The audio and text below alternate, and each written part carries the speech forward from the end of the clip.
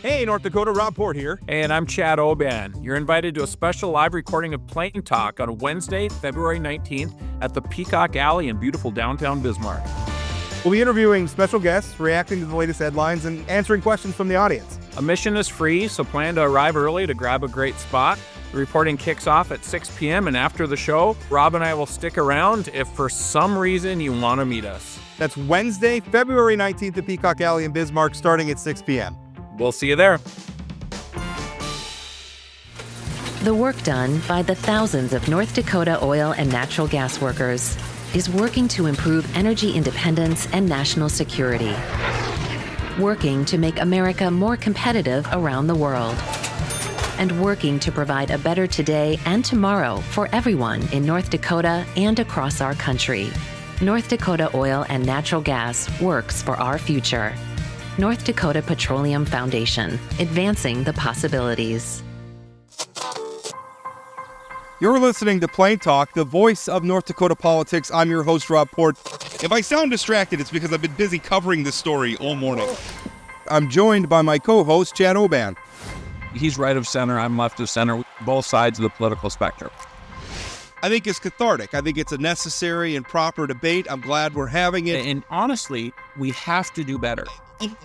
Okay, I don't know why I'm getting blamed for this, right?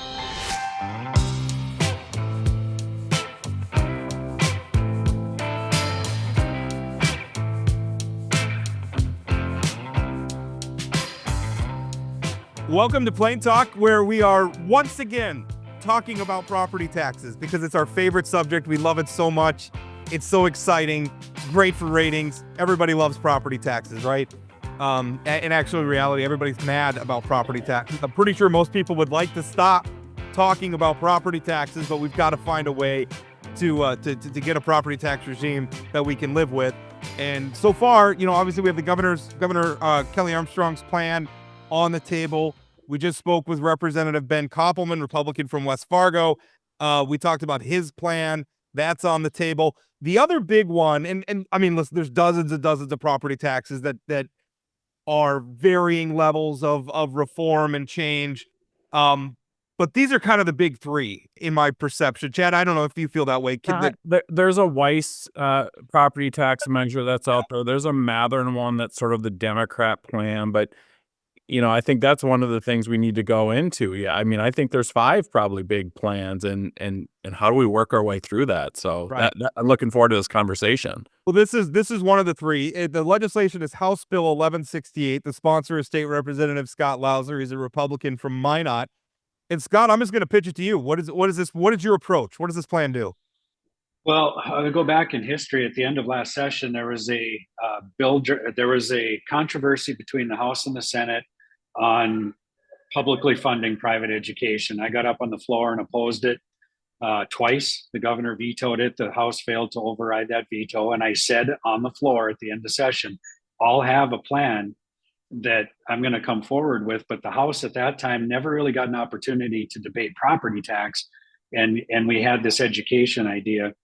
So over the interim in the summer, so I'm talking June of 2023, I put a bill draft or an idea together that included some language for funding private education with tax dollars, but it primarily focused on property tax at about the same time. In fact, within the same week that the petition language was approved for circulation to eliminate property tax. They were 7 days apart. And so what we have now is a property tax bill without any language regarding private school funding.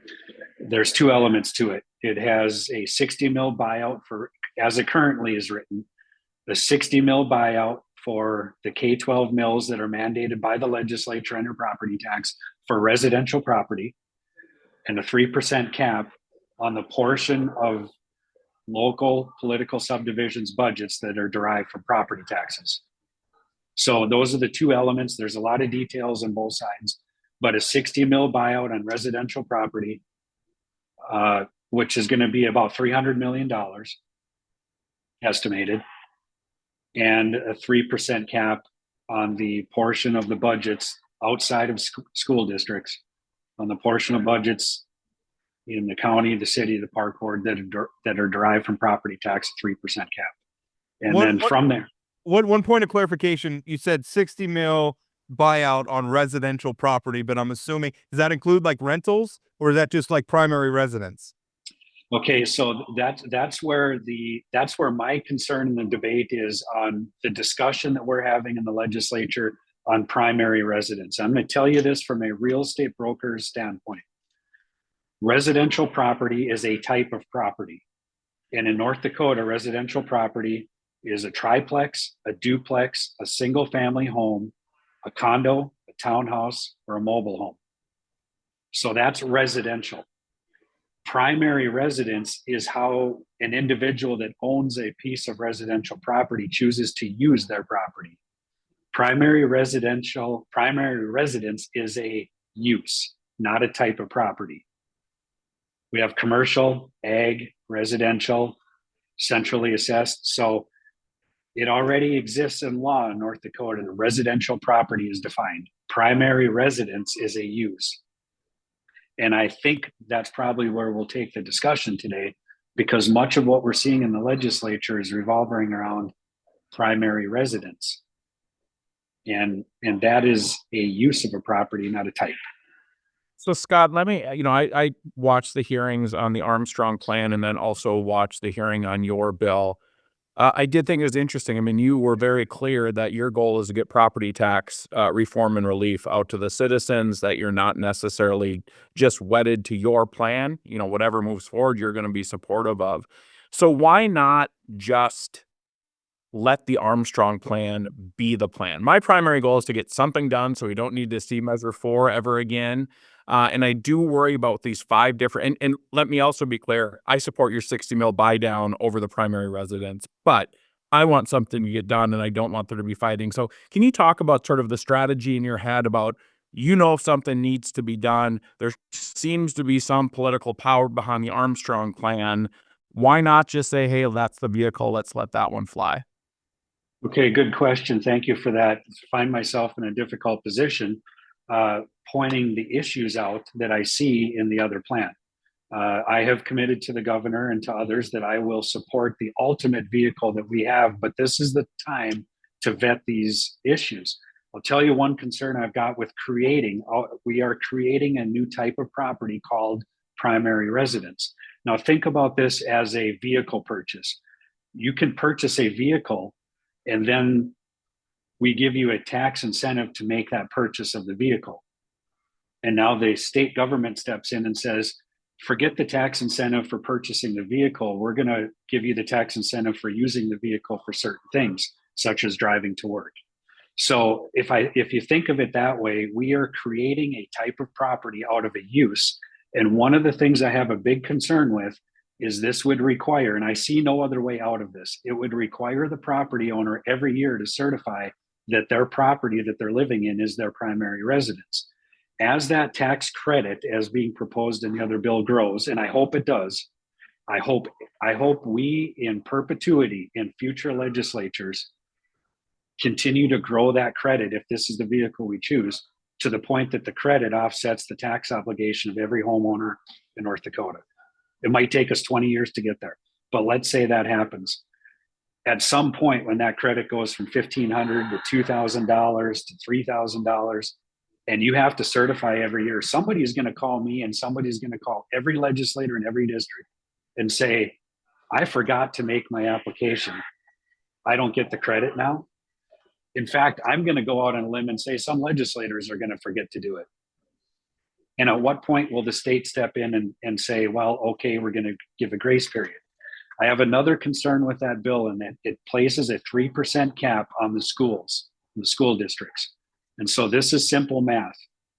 We are also mandating in that other bill, we're mandating the 60 mils I'm proposing to buy out, not buy down, because that's the max. 60 mils is what we mandate. If those 60 mils stay in place, a simple algebraic equation is your assessed value times the mills equals your property tax liability. If on the right side of that equation, the property tax liability can only increase to 3% and your assessment goes up 6%, and we mandate the 60 mills, the equation's off, which means we will not levy the 60 mills. The state of North Dakota will step in, as we've done over the last 12 years, and we re-enter what we just left in transition minimums. I understand West Fargo. Scott, can you just put a finer point on that? The 60 mills, the state mandates in order to get the full per pupil payments, correct?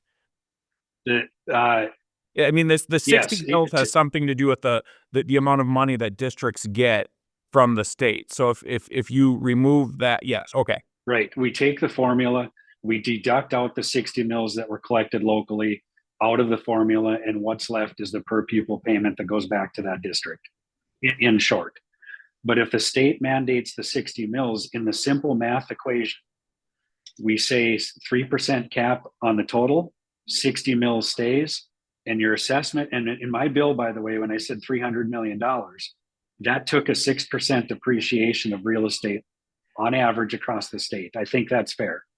But let's say it's 5%. Let's say your property went up 5%, or you're in West Fargo and went up 12. A 12% increase on the assessment times 60 mills does not equal a 3% increase on your taxes. The mills have to be bought down or paid by the state. So there's an unintended built-in state expense to doing what is being proposed in the caps by placing the 3% cap on school districts. We can't do it. But we can do it, but we enter into transition minimums, which this session we finally got out of after 12 years of experimenting with this process. So just to summarize, it sounds like your critiques of the governor's plan so far are you don't like that your argument is basically trying to enforce a primary residence designation is going to be difficult, and which I agree with, by the way. The more I think about that, it's going to be really hard to make sure that. I mean, I think about it. It's Scott. You put an issue on the statewide ballot concerning legislative residency, right? And we struggle with that all the time. In the last election cycle, we had some controversy over our residency laws as they exist now for things like elected office are very loose. So now we put thousands of dollars in the flux, and boy, I agree with you. That could be a bear. And then your other objection is basically the cap. You think the cap's going to be a problem for schools? Yes, well, the schools already have a cap. They have two caps that are currently in place: a hard cap of 10 mills on top of the 60 for their general fund. There's a cap of an additional 12 mills discretionary if the school district or school board imposes it, for dedicated for certain things like special education and transportation, busing, that sort of thing. Of course, you can go to the voters and ask for levy authority for a bond, and then up to 20 mills for a building fund, and that would take a vote of the residents in that district. There are other issues that I have with the cap, with the tax credit, and I'm going to give you a real-time issue that's happening in real estate across the United States. It's happening in North Dakota. When the interest rates for a 30-year mortgage 5 years ago were 2.5% and 3%, there was a rush of activity. People bought property, and those that already own property refinanced. So you have a large portion of the market that has a really low interest rate right now. And here we are in an interest rate environment of, say, 7%.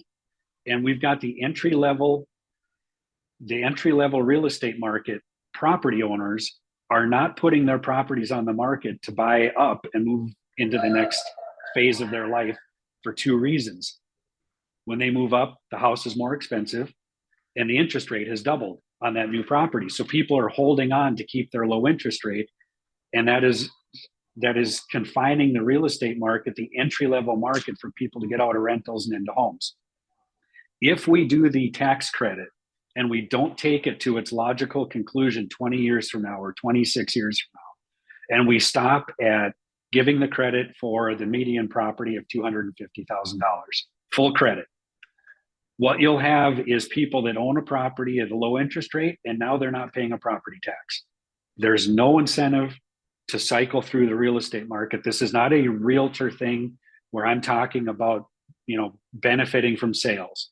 This is a turn of real estate in an economy. A healthy economy includes a healthy real estate market. We will completely stifle the entry level and the mid-level real estate. There won't be any inventory. People aren't selling now because of a low rate that they hold. They're certainly not going to sell in the future if you layer on they don't have to pay a property tax, but if they move up, they do. But that's a real concern. But a lot of times, I mean, is that really going to stall the market? Because with a property tax, I mean, you might be talking about going up a couple $1,000s a year, and usually when people buy a new house, that gets folded into their mortgage anyway.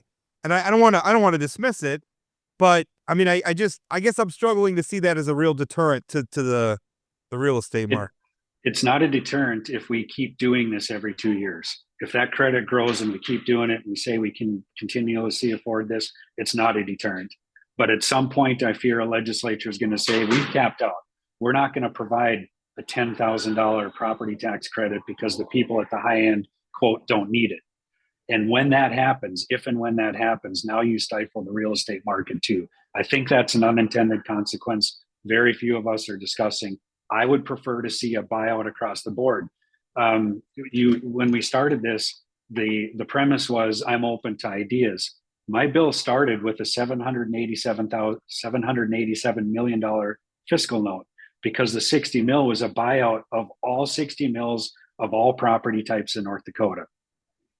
I was told by people that are supporting some other legislation, that's too expensive.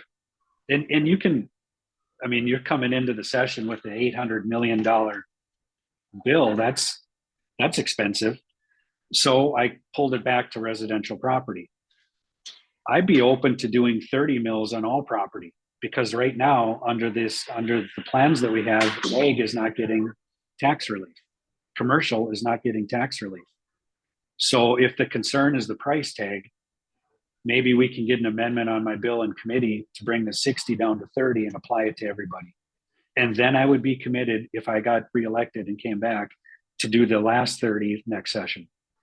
Scott, can you talk a little bit more about that ag line? Because that is one of my concerns with both your bill and the Armstrong bill right now, that so often when you're talking, I mean, during the Measure 4 campaign, some of the biggest folks that were frustrated about property taxes were people who owned ag land. You hear stories about rural school districts where they need a new school, but they can't get it passed because there's 8 people that pay pretty much all the property taxes. Then you hear these two bills that won't really do much for ag property. I mean, can you talk a little bit? I mean, why would a farmer with a bunch of ag land support either your bill or the Armstrong bill? Because the folks in Bismarck are getting the relief, not the people out on the farm. Yeah, you're right. And that's why the original bill that I had at 787 and 60 mils applied to everybody. And continuously, now I'm on version 6, by the way. So the bill that was presented to the committee is version 6. Version 7, if amended to reflect what you just said, if it was 60 mils, it'd be 787 million. If it were 30 mils, it'd be half of that. The cost of the other bill that we're talking about is over $600 million. So now I come into session and I'm thinking, how come I was told that 787 or even 300 million is too much? But now we're looking at 600 million anyway. So to me, the opportunity to buy out, not buy down, but buy out those 60 mils resolves the constitutional question some have of the state providing a free education. 60 mils are what we mandate, paid across the board. But you're right, there are districts. I learned there was one district where 93% of the school budget is paid by ag, and we're not providing any relief. So I said, okay, I'm open to that idea. If that's what it's going to take in the collective in this assembly to get that relief, then let's do it. I wanted to vet this publicly for a year before we got into session, so we weren't scrambled and hurried, and we left ourselves pitfalls, which we did last session. The $500 primary tax credit, we said individual, not person. So if somebody had their property in a trust or a life estate, they didn't qualify. So now we come into this session, we have to fix that retroactively. I think the buyout of the mills is almost too simple. we're dealing in algebra and not pre-calculus here. So I wanted to say something about the ag thing. I just wanted to point out one thing. If we're talking about, like, the plans are mostly dealing with residential properties, and I know Scott's kind of primary residence versus residential, but I would point out that the farmers already have tax relief on their primary residences, and what they're upset about is their ag land, which from a certain point of view, you could say is just more commercial land. That's their business. Right. And I understand, like, some of these rural districts and it gets a little complicated, but let's not forget the farmers have already had an exemption on their residences for a long time. Yeah, Rob, you're right. And that is a reality, but you're also dealing with the pressures that are coming when we're in session and people are saying, here's what I would support and here's what I don't. And you're right to point out that the ag community right now is not supporting any of these. Are we just going to say farmers aren't going to pay property taxes at all? Not on their residences and not on their land? Because that doesn't seem fair. No, because we are capping. There is some benefit here when you have the caps, because the county would not be able to raise the portion of their budget that's collected in property taxes over 3%. I'm talking about the 60 mills on schools. So there's two different parts of the bill. They would be provided some protection from increases in the cap portion of the bill. There is no benefit right now in version 6 of the 60 mil buyout. I wanted to ask you a question, because I think a very vital point that Governor Armstrong has made about all this is the degree to which the property tax relief we've done in the past is clogging up the general fund. And I think the math I did on it, it's like a quarter. It's like 24, 25, 26%. And he likened it to the non-discretionary spending problem, which he's very familiar with, having just come from serving in Washington, D.C., where it's like every budget debate starts and it's like there's a huge swath of the budget that you can't even touch. And we're kind of creating that same problem where if we touch the property tax relief we've done so far, it's going to set off a landmine, political landmine, because everybody's property taxes are going to go up. So where does I guess that's my question for you. Where does the money, Governor Armstrong's plan, the money, like he's using legacy fund revenue. So that's from, we're not spending down the principal of the legacy fund, we're sending legacy fund earnings. So it's not really a tax burden on us. Where does the money for your plan come from? Well, I'm glad you brought that up, because I left that open to the Appropriations Committee from the very start. Now I find myself on the Appropriations Committee. I really like Governor Armstrong's plan for the pay. I think it makes sense and it could apply to what I'm doing. So if we were to come together and, for instance, let's say in that plan, we take the pay for out of the legacy. And to me, we're talking about covering education and property tax relief. That's a legacy type use that benefits everybody, or almost everybody. I much prefer the 60 mil buyout in my plan, and we put together a merge in the 3% cap. There are some details within the 3% cap model that are different from theirs to mine. And I think some very minor things could be tweaked in either bill. What I'd like to see is 2 bills come out of the House for the Senate to decide. And then at the end of the session, we come together in a conference committee and put everything into one bill that makes sense. I'm advocating heavily for the mill buy down. If it's 30 mills, if it's 60 mills, it's a mill buyout. I don't know where I'm going to land on this, but I'm going to make the case. I'm going to fight for it and do my best. Representative Louser doesn't feel like this is going to be the first bill on Kelly's desk like he wanted it to be. It feels like it's going to be a full session sort of. And I think Kelly made a little bit of a mistake calling for that. I feel like it's okay, especially, it was never going to happen. Well, and especially now, and I don't think it should have. Yep. I don't think we should rush this. I'm glad we're having a debate about it. I think Scott brings up some excellent points that hopefully get incorporated into the final bill. But, also we got to remember, we don't have that catch-all OMB bill at the end to fix mistakes either. So this is to be right the first time. Representative Louser, can I get one more question and then you can respond to both of those things? I have heard, and it sort of surprises me, some legislators not wanting residential primary residence property tax to get to zero. They want everybody to have a little skin in the game. Have you heard that? Is that something that's of a concern? Well, anybody that tells me that the skin in the game argument, whether it's you have to apply for the tax relief that we're giving, right off the bat, I say the skin in the game is the fact they're paying property taxes anyway. Everybody's got skin in the game. Otherwise, we wouldn't be having this discussion. So to make the case for an idea relevant on someone has skin in the game, my premise is the skin in the game is they have the property they're paying taxes on in the first place. So as far as the but yes, to your point, I've heard that a couple times. That's my pushback. Everyone has skin in the game already. I would like to have seen this be the bill that went to the governor's desk first. I said that publicly last summer. There are over 50 bills the Finance and Tax Committee in the House has to hear before they kick out final recommendations. Pretty hard to tell somebody no if you haven't actually put the big vehicle forward. And then the whole process starts over in the Senate. And if and when they change something, we go to conference. The theory being get to the governor's desk early before crossover so we know what the tax relief is and we spend whatever's in the budget on other things, as opposed to overspending on other things, getting to the end of session and saying, sorry, we can't afford the tax relief that we were working towards. So my hope to get to the governor's desk early was twofold. Number one, to recognize the urgency of what the people in North Dakota want out of this session. And secondly, to preserve the full tax relief so we don't spend it on something else. But you're right. The reality is that wasn't going to happen.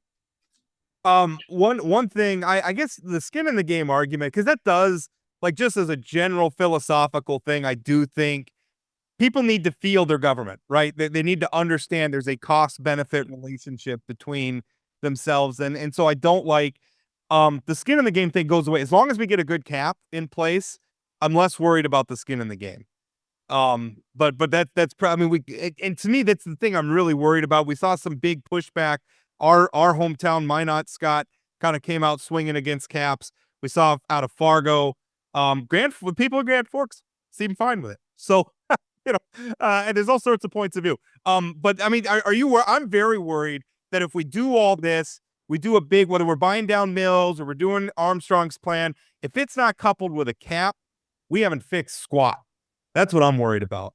Well, yeah, we've done buy downs before, and again, I'm using a distinction between buy down and buy out. We've done the buy downs before, but we haven't capped. We've attempted some other ideas without giving that relief. These two parts have to go together. We have to have the cap and we have to have the relief at the same time. What that looks like, I think I see a clear path, but I might be in the minority here. I'm just gonna keep fighting for what I see is and what I believe is right after talking for 14 months about this all over the state. We can't just do one or the other. It has to be both. You're right. Yeah, and I think it's always been, what does the cap look like? And then what does the relief look like? I mean, that's always been, from my perspective, going into the set. Those are the two variables. What does the cap look like? And how do you provide that immediate relief so people feel it right away? So do you think this is going to be last week of the session sort of thing in a conference committee? People fighting through the details of this thing? Yeah, I do. I hope I'm on the conference committee if it ends up, that I would be in a position to be on the conference committee. I think it's going to go to the last week.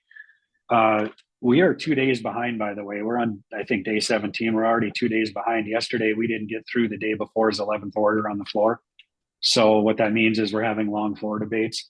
We're going to be going in late next week. I think every day next week on the House side, we're going to be debating bills. Yeah, I think it's going to go to the end. And I'll give you an idea where I think everybody could come together and say 3% is not the right number for the cap. Maybe we say it is 3% or consumer price index plus 1 point, whichever's higher, or whichever's lower. An idea like that could come out now or 2 months from now and become part of the conference committee. And then we find that maybe we do pick 3%, but that didn't work. So we come back in 2 years and the 3 becomes 3.75. This is going to be a moving target, and there are a lot of ideas, and a lot of them can work together. And we are going to take until the last week as I see this progressing. Scott, one last comment. The bills have to be out of the policy committees a week from Monday, correct? So will all of these bills have to be out of finance and tax and on their way to appropriations by 8 days from now, 10 days from now? Yeah, I think if I remember right, the deadline for policy bills out of committee that have a threshold of appropriation is February 12th. Okay. Because we're dealing with all those agency budgets right now. And then, for instance, DPI for schools, if there are budget or if there are policy bills that have money, we have to put that into the budget and get that out to the floor of that, well, to full appropriations, then to the floor of the House before crossover. So that's why we have those hard deadlines progressively. I think it's February 12th for policy bills with money. Otherwise, so we'll see some votes in committee very, very soon on these property tax bills. Yeah, I wouldn't be surprised if the Finance and Tax Committee in the House starts kicking out these bills by, it won't be next week. I'm not even sure they're done hearing all the tax bills. They're going to have to start kicking them out the following week, Monday, Tuesday, and Wednesday. So yeah, you're right, 8 to 10 days. Well, we got to end the interview there, but I, for one, am glad that we're taking time out of this process to debate like 10 commandments, putting the 10 commandments in every classroom and declaring Christ as king and all these other things. Super, super great use of our time. I'm sure the taxpayers appreciate it. Scott. Well, Rob, let me point something out though, and I think you'd appreciate this. Every bill that we hear matters to somebody. And yeah, it takes some time, but that's going to be on us to stay late to deal with. It doesn't cost the taxpayers any more time. It's just a lot of frustration. But the fact is that bill probably mattered to somebody, and that's North Dakota. Fair enough. Thanks, Scott. Thanks, Scott. Thank you. The cold cases you see at the Vault have captivated readers across our region for years. At the Vault podcast, our team of professional reporters takes you further into those stories with new interviews from family members, investigators, and experts. Check out The Vault at inforum.com/The Vault and subscribe to The Vault wherever you find your podcasts.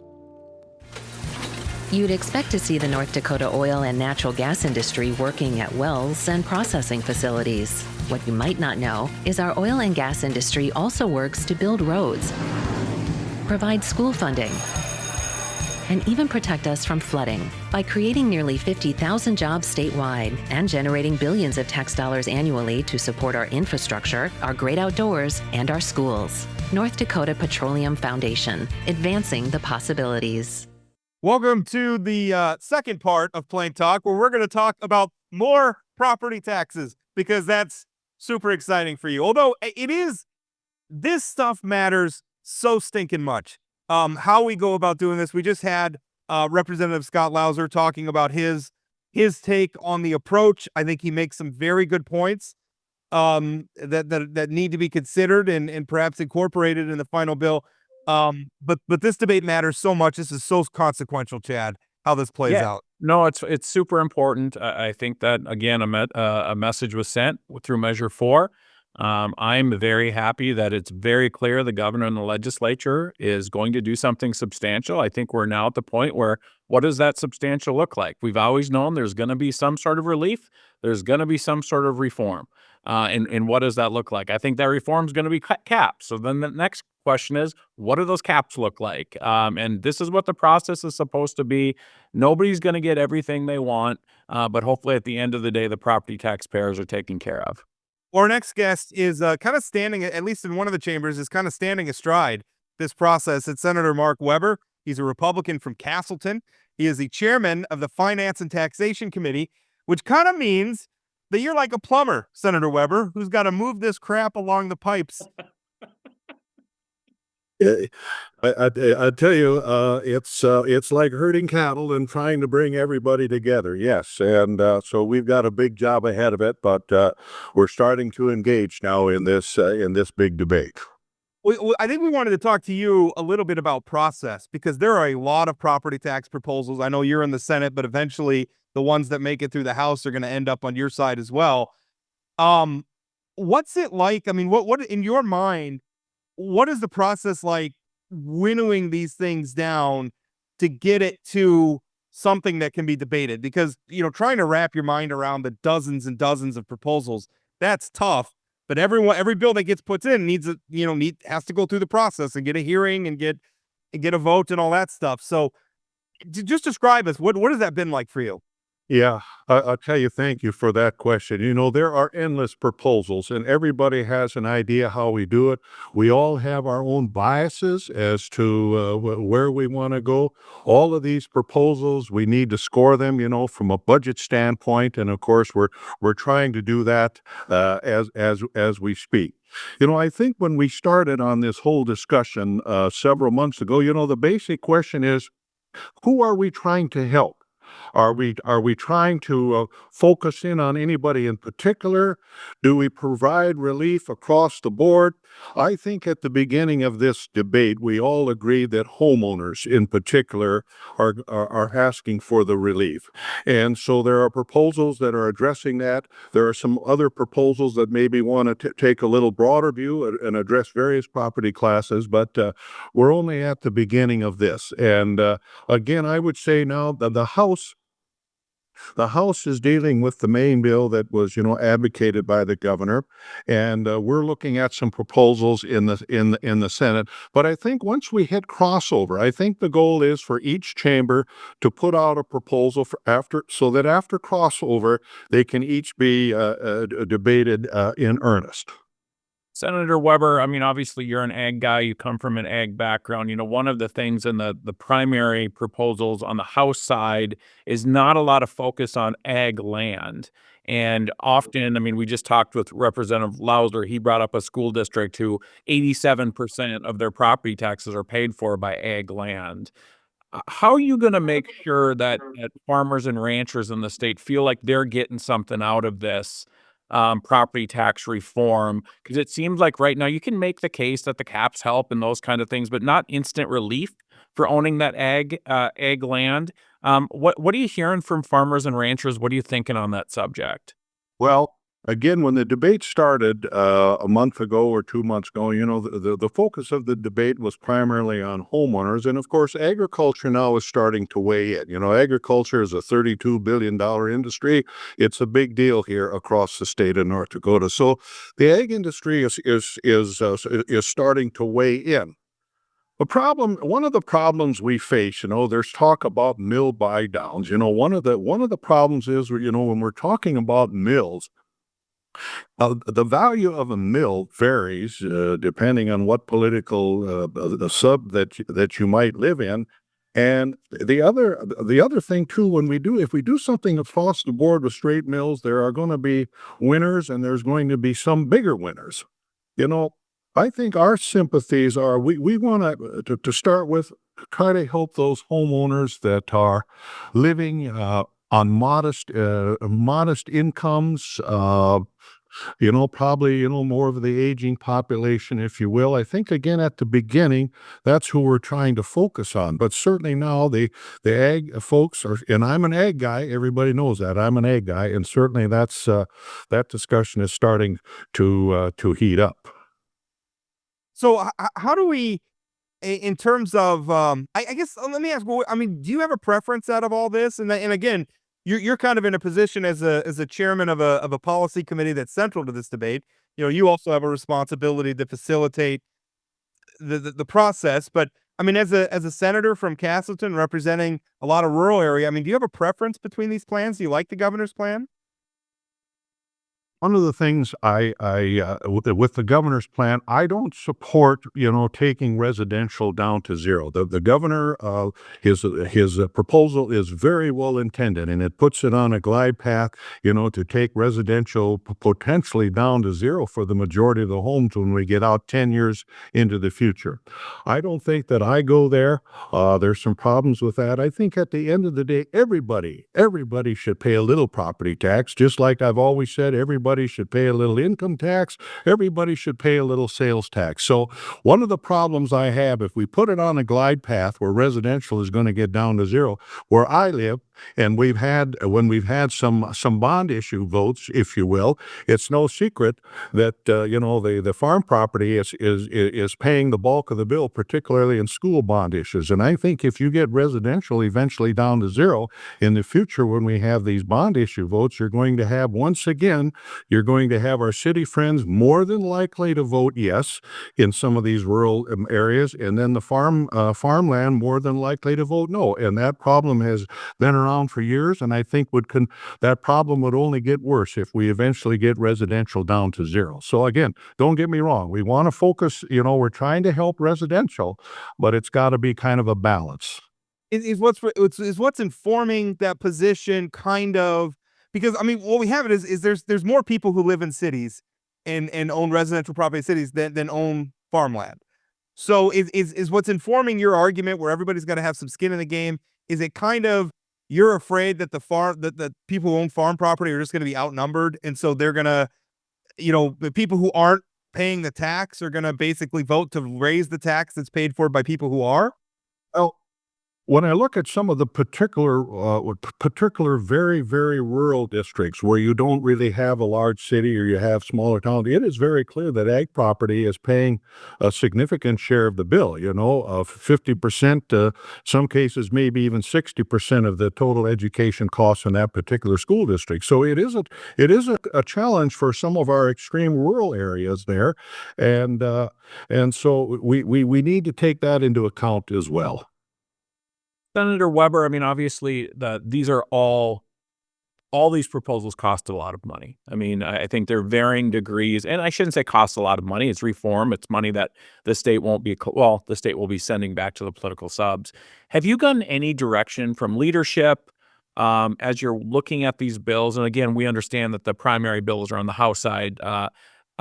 Do you give any sense, like, how much money we're talking about here? I think the governor's bill was $600 or $700. Is that sort of where you expect this to land, or do you think the price tag will come down? Well, I think, the more sectors we try to help, you've got residential, you've got farmland, you've got commercial, you've got centrally assessed. The more that we try to help, obviously the price tag goes up. And we know that at the end of the day, we've got to have meaningful relief. It's got to be sustainable over the long run. And so that's why, too, we have to be careful how much we can spend now up front. And if we ever get into trouble with oil, or the economy goes in a tank, if we ever get into trouble in the future, then we have even a bigger problem. We can't start out by doing a big bang this time, and 2 years from now we find out that we're in trouble. So we're being very careful as we score some of this. The governor has a number in mind. I think he shared that. Again, are we trying to sprinkle the support across all sectors, or are we trying to hone in on residential? And again, early on at the beginning of the debate, that's where the focus was. But again, now it does get more complicated as we try to account for agriculture, and as you account for all classes of property. Now the price tag goes up. And we don't want to get ourselves into trouble so that in 2 years from now, and like I said, if oil's in the tank, the economy's in the tank, then we have even bigger problems. One thing, the governor, obviously, he asked that a property tax bill be the first thing sent to his desk. I think we all agree that's, given the depth of this debate, and it's hard. Like, that's not a complaint. This is a complicated debate. I just don't think that's going to happen.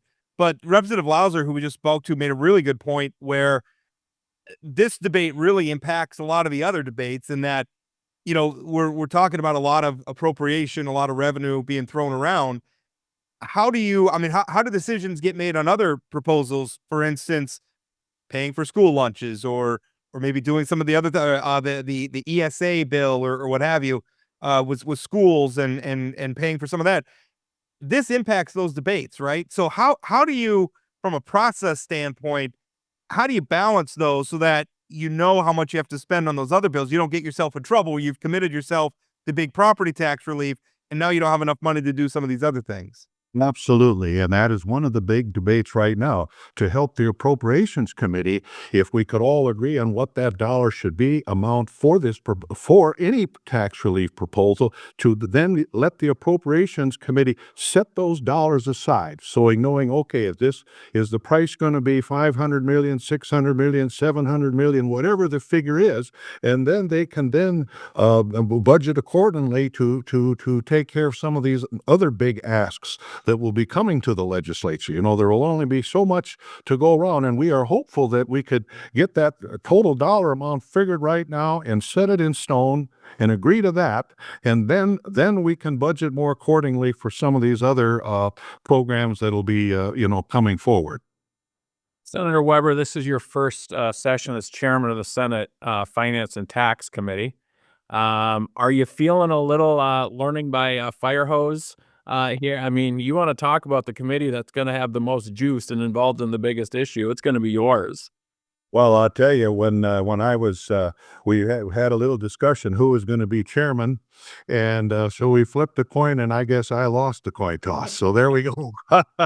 But yes, it most certainly has been a learning curve, and this is the challenge too for all of us to get our arms wrapped around all of this. The information, there is so much information, and when we tie in, what's needed for education, my goodness, that's a complicated formula right there, but the finance and tax, we've got to have a little understanding of how that works. We've got to have a little understanding about the legacy fund, the monies that are coming into the legacy fund. And so, yeah, it's a lot of information, and I'm one to admit I too am on a learning curve as we progress. This is only my third session, and I too am on a learning curve. That's going to be the norm going forward as property taxes, or excuse me, as term limits sets in. There's gonna be a lot of people in that position where they're on their second, third term, and now they're in leadership positions, committee chairs, maybe caucus leads, things like that, where, the learning curve is going to be short. What is good from your perspective? And again, I think this is really, we hear a lot from lawmakers who represent, we're jokingly using the term urban. I don't know that there's any urban areas in North Dakota, but you know what I mean. More city-centric districts. We hear a lot from them about property tax relief. Your perspective is very interesting because you are pretty close. Your district is pretty close to one of the largest communities in our state, Fargo, but very rural. I think your perspective, what does a good plan look like to you? I mean, Well, I think one of the key components, and perhaps we're even going to have more difficulty figuring that out, is that I think in order to provide sustainable and meaningful relief, we've got to have reform. And I would say caps are going to be a part of whatever we end up with at the end of the day. Now, I recognize that caps, one size does not fit all. We have high growth cities. We have cities that are on the decline. So one size is not going to fit all, but I am convinced if we don't include caps, we will fail in the long run, as evidenced by in the past. The legislature has given, I think, $1.7 billion in property tax relief. They took the 110 mills from education, took it down to 60. We took care of social services, put it under the state budget, and yet our property taxes continue to rise. So I would say this: to get this done, we must have caps, and if we don't, we will fail. Now, I think there's more to talk about in caps. As I get to that, remember this: we have a total budget of, I think, over some $19 billion, and of that $19 billion, I think over $5 billion of that is already sent back to the political subs from us. So maybe a 3% cap, maybe that isn't even enough. Maybe it should be a 2% cap. There's going to be a lot of debate on that, and I would go a step further. I've actually got a bill that I have introduced. It has not been put on the hearing schedule yet. I have a bill that would cap the overall budget increase from year to year according to the CPI, Consumer Price Index, as you will. Now, the people say, well, wow, that's quite a bit. Well, for lack of a better term, I'll call, when we're talking about a 3% cap on property tax, I'm going to call that cap light. if you will. Capping the overall budget. Let's look at a large city. I think now we can see the data that our larger cities only rely on about 20% of their revenues coming from the property tax. So there are other sources of revenue, our user fees such as sewer and water, the federal grants that might come in, lodging and restaurant taxes, special assessments like that. And so when some of these federal grants come in, is usually a required local match comes with that deal, with that part of the deal. So if we just do caps on property, it is very easy then to shift to other revenue. You could raise the user fees, raise the local sales tax, et cetera, et cetera. So I think the time has come that we must have that discussion, and I think that discussion. We need to have that discussion. I support that. One of the things in my bill would still allow those political subs to go above the budget cap, but it would have to be brought to a vote of the people. And in my bill, the bill says that vote would take place at the general election, and two-thirds would have to approve it in order to go above the budget cap. And again, I have suggested it be pegged to the consumer price index. We can certainly debate that. I don't know if that's right or not, but I think it's a good start. But we have to work together with our political subs to bring this all in line. And like I said before, we can provide the relief, but if we do not do a good job with our caps, we will have failed over the long run. And that's what I think we're all concerned about. We need to get this job done. I'm so grateful for the governor's leadership, but we know full well too, at the end of the day, if we don't get it done, old measure number 4 is going to be back on the ballot. So we have a job to do, and I think at the end of the day, we will have some good relief and some meaningful reform. Senator Weber, on your bill that would cap local political subs at CPI, would that include school districts? As you know, school districts can't raise fees. They don't have sales tax. They're really limited in all the ways that they can raise revenue compared to cities and counties and parks. Have you thought about if schools would be part of that as well? Chad, I've just got it introduced. There's a lot there to look at, and I'm not sure if I could even answer that right now, but a good, fair question, and most certainly that would be part of the discussion. And I think we all too would have a lot to learn, and how it would affect all the political subs if a scenario like this were to pass. So yes, I'm looking forward to that debate, and I certainly don't have all the nitty-gritty of it, if you will. Senator, so as the chair of Senate and Finance and Tax, you're coming upon a deadline where you got to get your bills out. I think it's week after next to appropriations. I think it's the 10th or the 12th or the 13th. Are you feeling pretty good about where your policy committee's at and where other policy committees at are in terms of moving this process along? Because now it feels like, people don't really pay attention to this deadline, but often it's a big deadline for policy committees to get this stuff out. Are you feeling okay about that the work's going to get done in time? No doubt we will get it done. I think it's February 10th. We got to have it out so that it can get into the hands of the Appropriations Committee before it comes back to the full Senate floor. So right now in committee, I believe we've got 3 or 4 proposals addressing this. And I think it's 3 or 4, maybe it's 5, I can't remember. And we've had hearings. Let's see, have we heard them all? I think we've heard them all. We have one left to hear.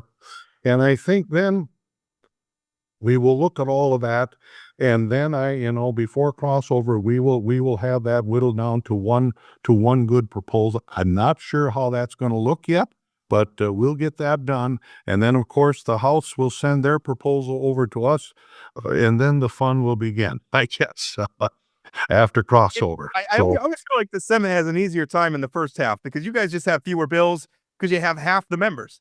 But then in the second half, the House dumps, and granted, they've winnowed theirs down, but they have twice the number of members. So then they dump all their bills on you and say, here's what we passed, sort them out. Well, here's the deal. In our finance and tax, we only had 21 bills. the House Finance and Tax Committee had 55 to deal with. So look at that. So you know, I love. You ever call over to the House side and say, hey, don't send us all those? Oh, I tell my good friend Craig Hedlund, who chairs Finance and Tax, Craig, kill about 90% of them, send us a handful, and we'll go from there. And so, yeah, the second half, that's going to get a lot crazier. I watch quite a bit of the House floor deliberations, and I swear they don't kill any bills over there. For a bunch of people who claim that they're, red on everything, they pass everything. Your second half's going to be a tough one, Senator. Well, like I said, in this debate, what's the old saying? You ain't seen nothing yet. So we'll have our hands full. That last question, a little bit off topic. Did you ever feel like committees should have a little more power to maybe kill some of these bills and not send them to the floor? Does every bill need a floor vote?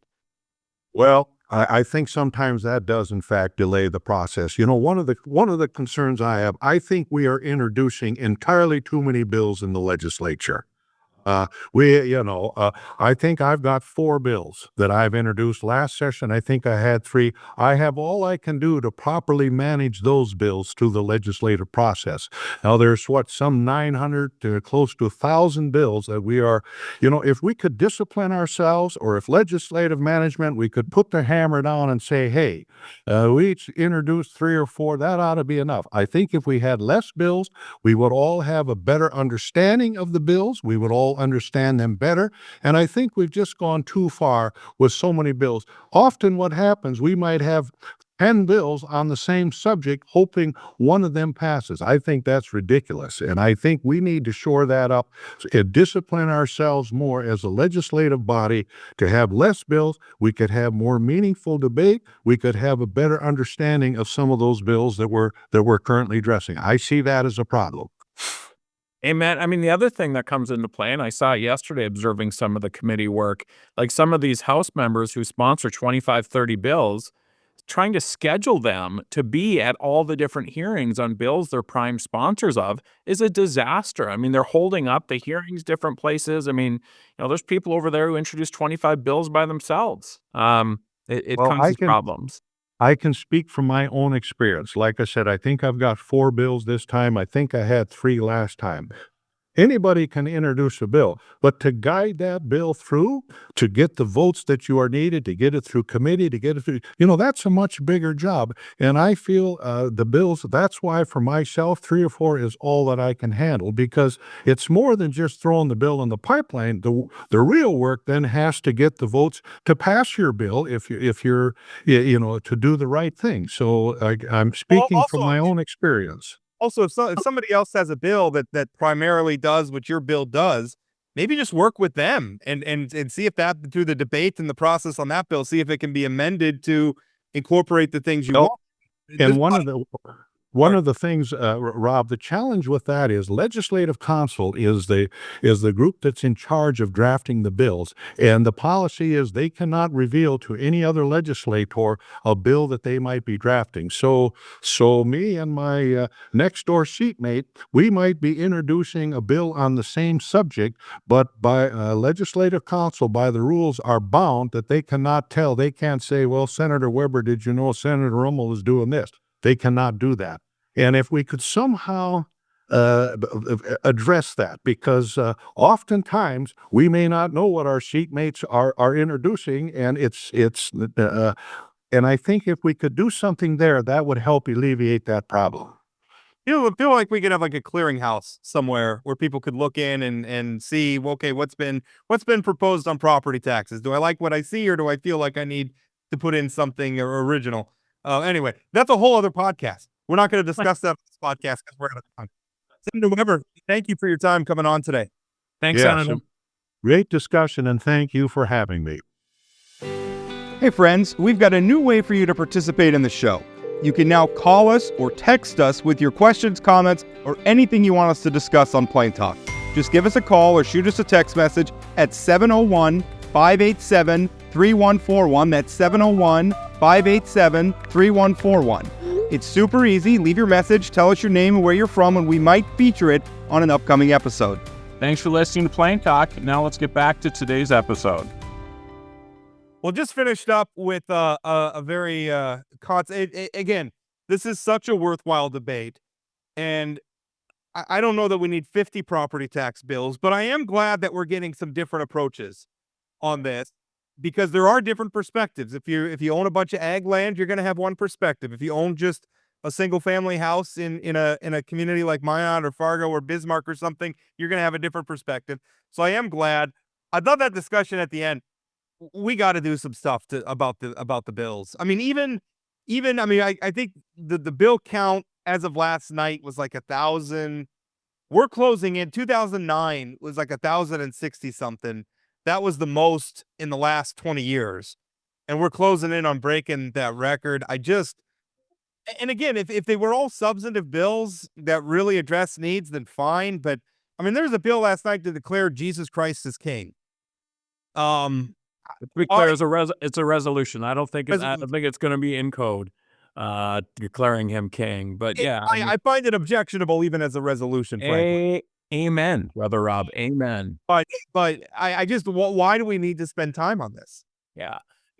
Going back to property taxes, I thought those two discussions back to back were super interesting because I think you do have Representative Louser in Minot, living in town. He's a school board member, right? He's a real estate agent. He has an interesting perspective on this. And then you have Weber, who's a farmer and a rancher and, is sort of close with the different ag groups. And, both of them wanting to get something done, wanting to do it right. I kind of like the legislature sort of flexing their muscles a little bit here and saying, hey, we like Kelly's plan, but there's some things that we want to look at deep. That's the purpose of the legislative branch. And it was probably naive for us to hope that the 50 different ideas would get down to one bill and move fast. But here we are. I think they're doing good work and there's good conversations taking place. And I hope legislators don't dig their heels in and say, hey, this is my idea. This is the only idea worth pursuing. Something needs to get done. And the same with the governor's office, right? I mean, I hope Governor Armstrong knows that his plan isn't perfect and that there might need to be some tweaks.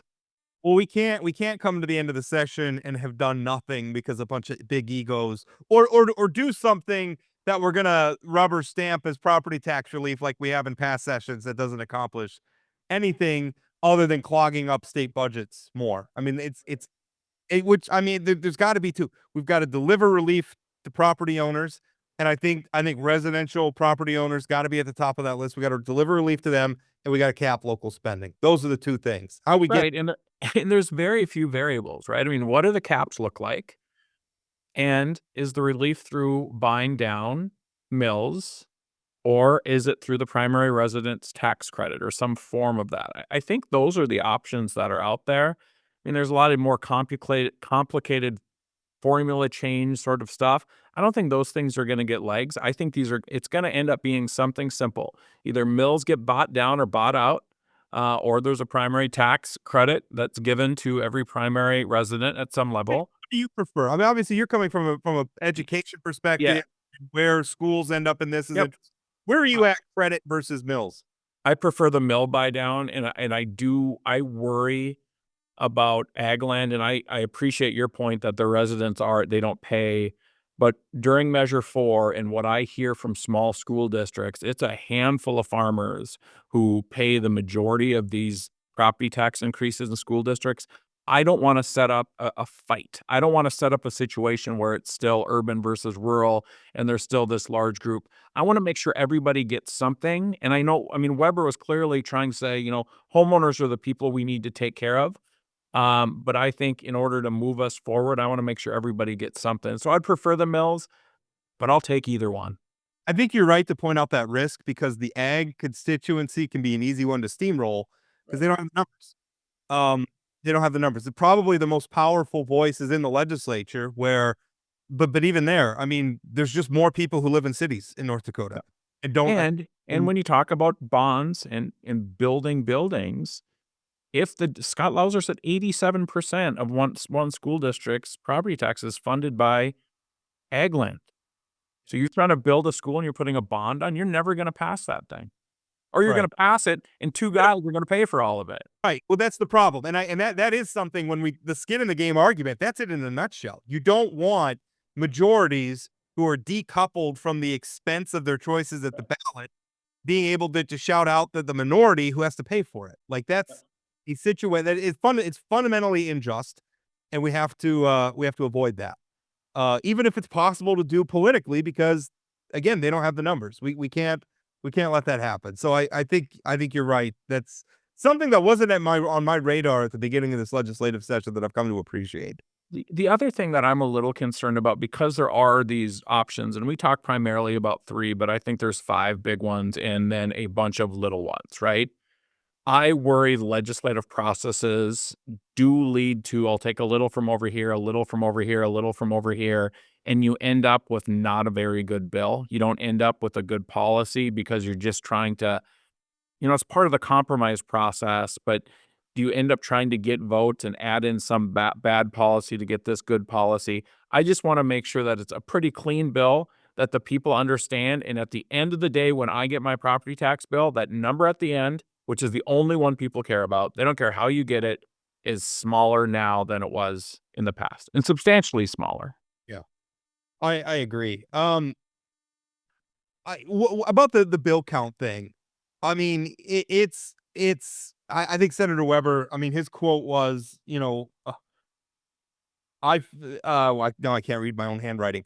But basically, he feels the legislature is introducing too many bills. Yeah. My favorite joke that I've heard is Representative Ista and Koppelman have introduced a total of 30 bills, and Ista introduced 1. Yeah. I would do 2 things on that. I would allow, at the beginning when they're kind of referring bills to committee and stuff, I would allow a motion to just call a vote on the bill right away before it even goes to committee. And just I don't know, maybe set a super majority, but if you can get like 2/3 of the chamber to just say to a bill, because there's some bills like that, maybe we could weed it out. And then the other, let committees table bills. Just let them table them. Like maybe this doesn't have to go, like we're not getting anywhere. This is dumb. They take a vote on a recommendation anyway. Maybe make that vote count. Or maybe if it's like maybe like a super majority of the committee or something. I'm open to how to design this, but let them just table the bill. Like, no, it's just not a good idea. None of us on the committee think it's a good idea. It goes away. And it doesn't even come back to the floor. And let's just save some, because that's what Representative Louser is saying. They're behind 2 days. Why? They're having long floor debates. So maybe some of these bills just don't have to go to the floor. Yeah, so one, on the committees, I love the idea of a committee being able to kill a bill or table a bill. I mean, that's how most states do it, right? And those are the people who died the deepest end of the policy. You should trust those folks to be able to kill it. But yesterday I watched the House floor, and I can't remember what the issue was, but they debated something for over 30 minutes that got 10 votes.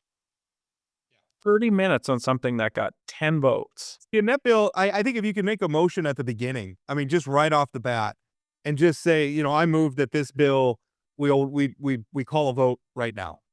And, well, and they are now doing much more a consent calendar.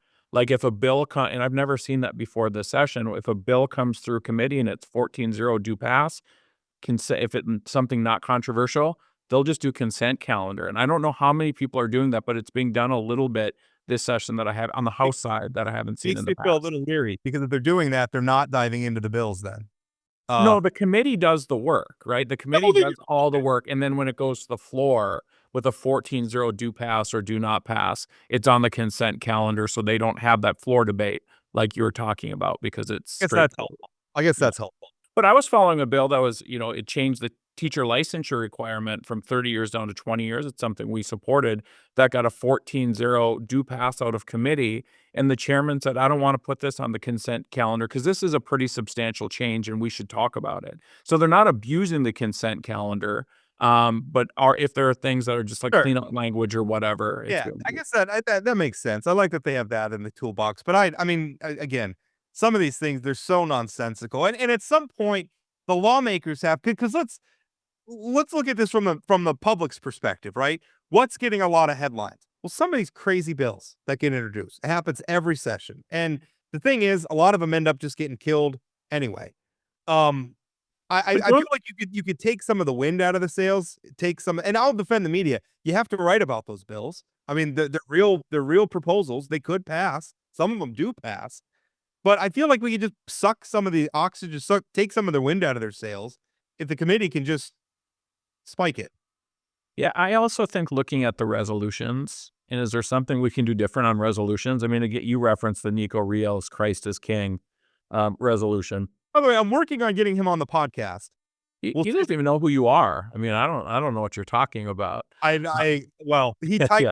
typed for 5 minutes before he sent me that text message. Okay. But I do think, I mean, those resolutions also have to have a hearing and come to the floor for a vote. I mean, is there something, and they mean nothing. It's a message. I mean, I understand a resolution congratulating NDSU on being national champs. That's what the state should do. But the amount of, I mean, Tveit brought back his resolution to send to the Supreme Court saying same-sex marriage should be illegal. That's a waste of time. There's a resolution on buying Greenland, which the state of North Dakota has nothing to do with that. I don't. So is there a way to control that? I mean, even the resolutions congratulating sports teams and stuff. Does anybody really care? I mean, again, if we're going to constrain the legislature to 80 days, and we set up and it's just it's a sprint to the end because we have some really consequential issues. It'd be one thing if they had a lot of spare time, but they don't. They don't. Right. So maybe And congratulating the Class B team or whatever. I mean, it's nice and everything, but But you can also do that just a speech to the floor, and that's what often happens. Like the local senator will stand up and say, thank you or congratulations to Minot for winning the state. Yeah, I mean, that takes 5 minutes versus going through a hearing and all this other stuff. Yeah, just let them rise to make some special remarks or something. Isn't that what they do? I guess I don't know how Congress, like every year when the Bison win a championship, I get the press releases that they give a speech. I mean, do they just give a speech? I imagine they're not holding committee hearings. They usually just put it in the record, or they'll pass the resolution through consent or Just something let them do like it that. at the end of a floor session if they want to stand up and read something into the record. And let Or people- we could do like Congress and just have them come in the middle of the night and give a speech themselves into the record when there's nobody really there, but C-SPAN is. I feel like we could do it like at the end of a floor session. They could stand up and people who don't care can leave. Yeah. and No, just- I kind of like the idea of a state senator at 11:30 at night sitting in the floor giving a speech to the C-SPAN camera. Usually if I'm watching the legislative feed at 11 o'clock at night, we're like at the end of the session. Yeah. Well, but it sounds like next week we're gonna have evenings every week on the House side. They want to get through some bills. Got to get caught up, but there's something that's got to change. And Senator Weber's point, I hadn't thought about that. Legislative counsel can't let other. I didn't know that. It has something to do with like attorney-client type thing because they are lawyers. But the other thing is just shut down debate. Like, again, this bill yesterday, I don't even remember what it was, 30 minutes and only 10 people supported it. There was nobody changing their mind to get that. No, I would have to go back and look, but it was, oh, yeah, I do. It had to do with the National Guard being sent to be deployed if Congress didn't declare war. Declaration one. Yeah. Right. So you had Hendricks stand up, you had Johnston stand up, you had all these guys stand up and, make their case about why Congress should declare war. Great. I mean, you can have that conversation. Nothing to do with what we're talking about here. And again, I don't want to rob. I mean, even if you and I don't like the bill, they're elected. They're allowed to put the bills in. I don't want to. But there's got to be a process where just these no-shot bills, like if you just throw something in the hopper and you haven't built a consensus and there's not a lot of animating force behind it, then we need to move those through quickly. And I'm sorry, next time, if you really want it, then build a coalition. Get some people on your team to back it. But we have too many of these things. By the way, I do think there's a political dynamic to some of these, like the Christmas King bill. You know what they're going to do with that? They're going to put it, it's going to come to a vote. And then the people who vote against it come next primary season. They're going to have primary people running against them. And I guarantee you we're going to see flyers calling them anti-Christian because they voted against that resolution. That's the whole point of it. Yeah, no, but I think Senator Weber also said something that I agree with wholeheartedly. If you're going to be a good legislator, you can't properly organize, build coalition around 30 bills, right? And so when I've seen good legislators, they put in their 3 or 4 or 5 bills that they're passionate about, and they don't just put it in and then offer testimony and then walk away. They work to build consensus. I mean, I don't want to say they're lobbying, but there's a reason They're why allowed to they're up there. And Yeah. they're allowed to lobby for their bills. And Yeah, they're so allowed they're to work and they're the hallway, working. Yeah. organize constituents to come in or other Right. stakeholders to come in and testify. I mean, it's If you're going to put your name as a prime sponsor on a bill, you should care enough about it to sort of work through that process and see it through. I guarantee some of these folks who put 25 or 30 bills in right now, Rob, if you'd call them and say, "Hey, where are these 25 bills at?" They have no idea where they're at in the process. they might know when the committee hearing is, and that's about Yep. that's But about do it. they know if the committee's done work on it? Do they know, like, they won't know. Whereas if you'd call legislators who put in a handful of bills and said, "Hey, where's 2288 at?" They'll say they did committee work yesterday. Here's the whip count in my head. That's the kind of work. Again, it's the show horse versus the workhorse. We could Difference in separate some of the legislators. chaff from the wheat, and we don't need some of these litmus test bills. We don't need some of these Right. grandstanding bills. Or if we're going to allow them put in, let's allow if the majority says or a super majority says, then just get them out. Right. We're going to end it there. Oh, sorry. Hey, one last thing. I want to say kudos to Senate Democrats. I think about 60% of them voted for Doug Burgum to be the Interior Secretary, which I think is a really, really great showing that, I mean, he got 79, 80 votes. He can hit the ground running here with bipartisan support to work in Indian country and do all the great work that I think he can do. I think that's a good development. And listen, I know a lot of those Democrats do not agree with him on his view on energy and stuff. But the thing is, He's qualified. Donald Trump won the election. Doug Burgum's qualified to do the job.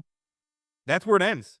He gets to govern. And that's how it should work. And I'm hoping we can kind of end this era where the other side has to be obstructed at all costs. No, you got to keep your powder dry and save that for people who are truly unqualified, like RFK Jr. or Tulsi Gabbard or some of these. I mean, that's who you got to focus on. Yeah. Yeah. The other thing that I hope that people like Doug Burgum can do, people probably don't realize this as much as they should.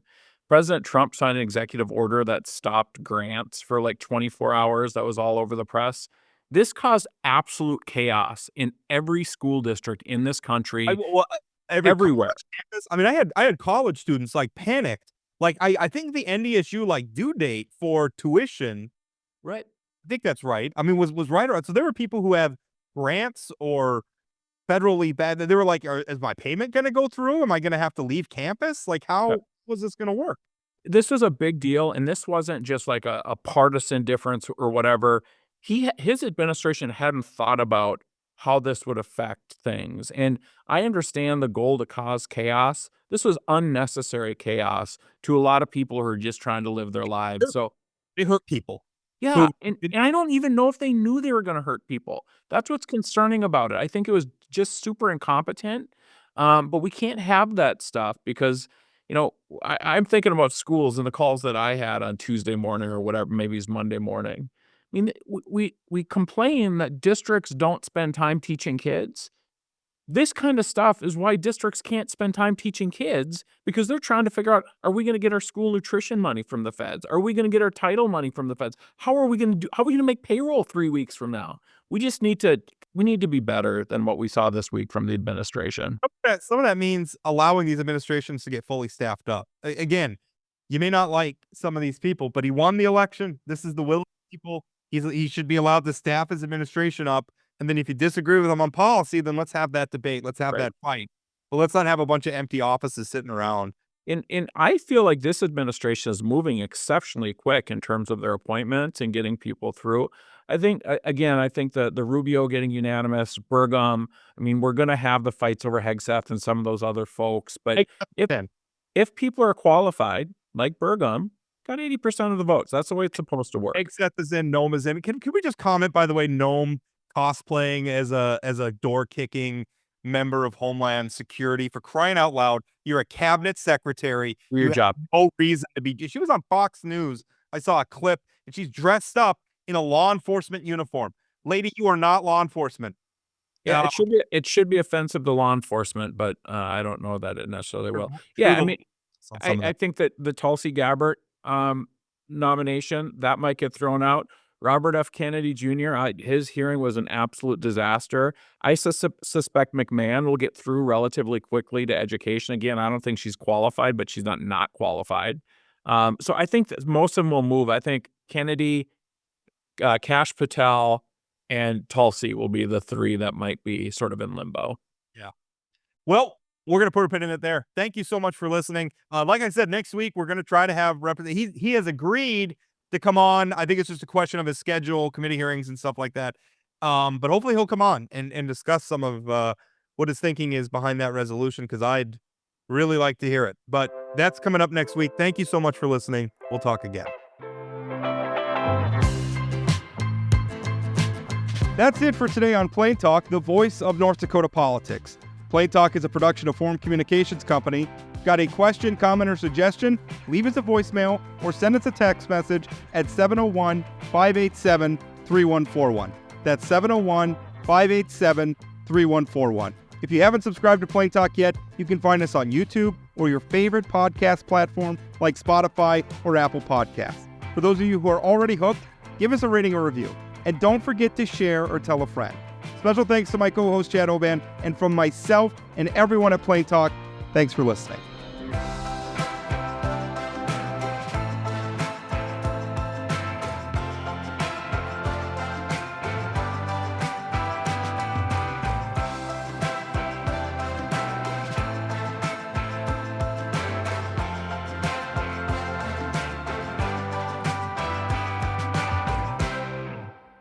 Amen, Brother Rob. Amen.